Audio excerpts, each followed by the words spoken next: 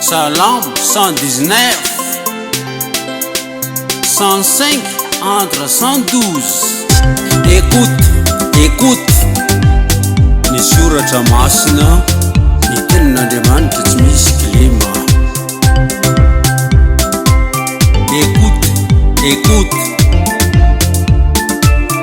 Écoute ça.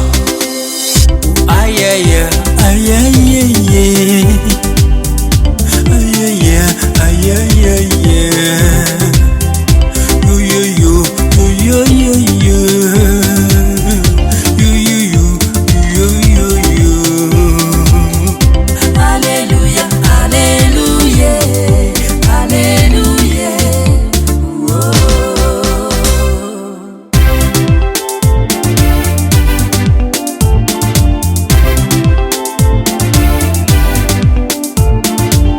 Fanelo ni tongotra sy fanazavana ny lalako ny teninao tombo.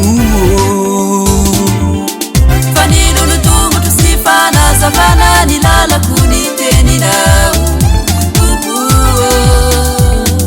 Efa nialana aho fa hitandrina ny fitsipikao marina kanefako izany.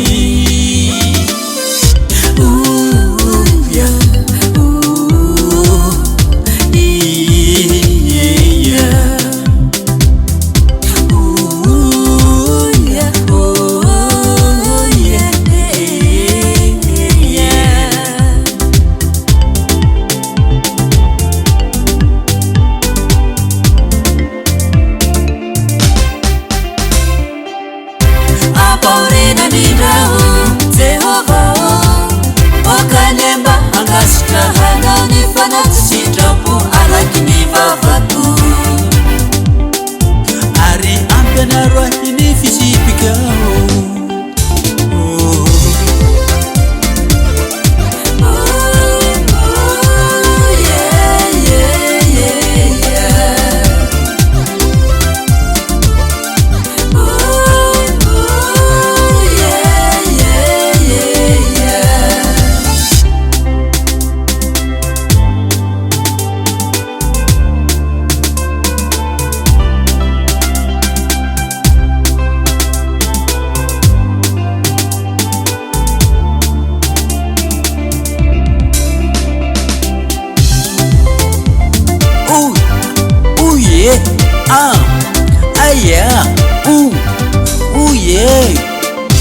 Arampianaro ahy ny fisipikao antenda yaniniako mandrakariva kanefa tsy manadino ny lalanao aho.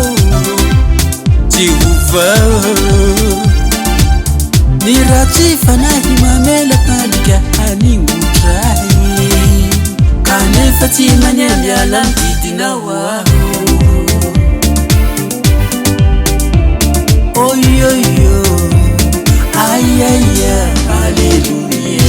Efa nurasi kukuluva kumandrakizai niteni vavulu beluna satifi falya ni fuku